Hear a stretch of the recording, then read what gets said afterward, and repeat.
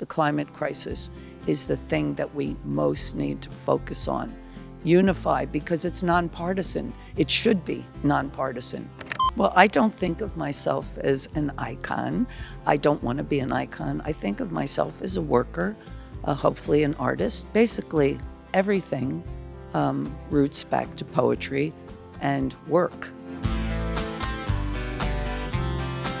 These concerts you made in Italy are for peace. You are an artist and also an activist. At the moment, two wars are being fought not far from here, one in Ukraine and one in Israel and Palestine.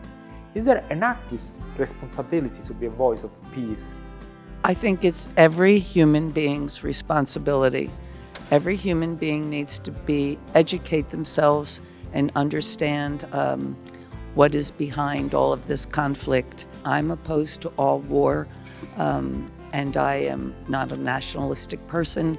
I stand not for any country, but for children, all children of the world, and children of the world are suffering right now because of great conflicts.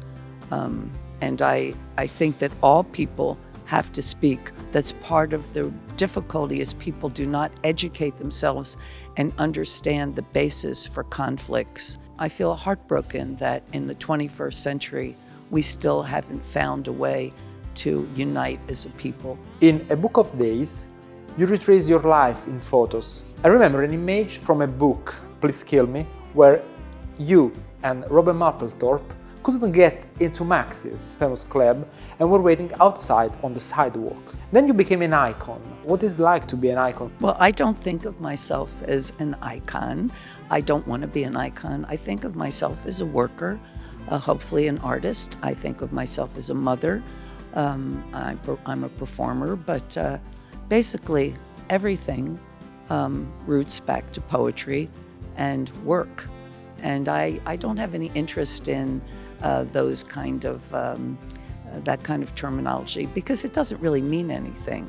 But if you do good work, that means something. Now in Italy there are two movements that continue to take the street to demand justice. The environmentalist one and the feminist one. What do you think is the most urgent battle to fight?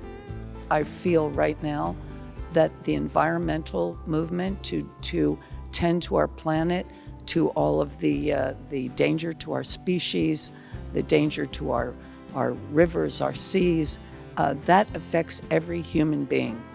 I think that if you ask the Dalai Lama, I'm sure if you asked Pope Francis, if you ask people who are concerned with the whole world, with all its people, all its forests, all its rivers, they will say the same thing. Climate change is affecting everyone, and it's going to get even more difficult. And so I would think that where we need all of different movements to make awareness to certain needs of the people, the climate crisis is the thing that we most need to focus on. Unify because it's nonpartisan. It should be nonpartisan. It affects every child, every human being.